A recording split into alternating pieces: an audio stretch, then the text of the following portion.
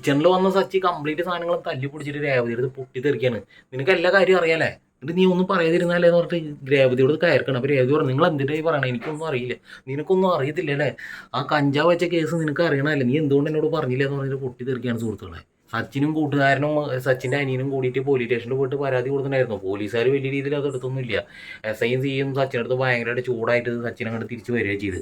അത് കഴിഞ്ഞിട്ട് നേരെ പോയത് ആ CCTV ഫോട്ടോസ് എടുക്കാൻ വേണ്ടിയിട്ടാണ്. അപ്പോൾ പുള്ളിക്കാരൻ പറയുന്നുണ്ട്, അതിൻ്റെ ഓണർ, ഞങ്ങളുടെ കയ്യിലുണ്ടായിരുന്ന സാധനം പക്ഷേ അത് ഡിലീറ്റഡ് ആയി പോയി എന്ന് പറയുന്നത്. അപ്പോൾ സച്ചി പറഞ്ഞു, സാർ എങ്ങനെയെങ്കിലും ഒന്ന് നോക്കും സാർ പ്ലീസ്. അപ്പോൾ തന്നോടല്ലേ പറഞ്ഞത് സാധനം ഞങ്ങളുടെ കയ്യിലില്ല, അത് കയ്യിൽ നിന്ന് പോയി. സച്ചിനും അനിയനും കൂട്ടുകാരനും ആകെ വിഷമിച്ചിരിക്കുകയാണ്. അതൊരു കാർ പോർച്ചിൻ്റെ അവിടെ വെച്ചിട്ട് ഇങ്ങനെ സംസാരിച്ചുകൊണ്ടിരിക്കുകയാണ്. അപ്പോൾ ശ്രീകാന്ത് പറയാണ്, ഏട്ടത്തിയമ്മയ്ക്ക് ഈ കേസ് അറിയാം, ഈ കഞ്ചാവ് വെച്ച കേസ് ഏട്ടത്തിയമ്മയ്ക്ക് അറിയാമെന്ന് പറയാണ്. അപ്പോൾ ശ്രീകാന്ത് പറയേണ്ട ആവശ്യമില്ല സത്യം പറഞ്ഞു കഴിഞ്ഞാൽ. ശ്രീകാന്ത് അത് പറഞ്ഞപ്പോൾ സച്ചിനാകെ മൊത്തം ടെൻഷനായിട്ട് സച്ചിൻ്റെ തലയിൽ ഇരിക്കുന്നുണ്ടായിരുന്നു. സച്ചിൻ നേരെ പോയിട്ട് അവിടെ ശ്രുതിക്ക് ചായ വെച്ച് കൊടുക്കണതിൻ്റെ തിരക്കിലാണ് രേവതി. രേവതിനല്ല നമ്മൾ കുറ്റം പറഞ്ഞത്, ചന്ദ്രവാമനാണ്, ചന്ദ്രമതിനാണ്. ചന്ദ്രമതിക്ക് ഇത്ര അഹങ്കാരം പാടില്ല.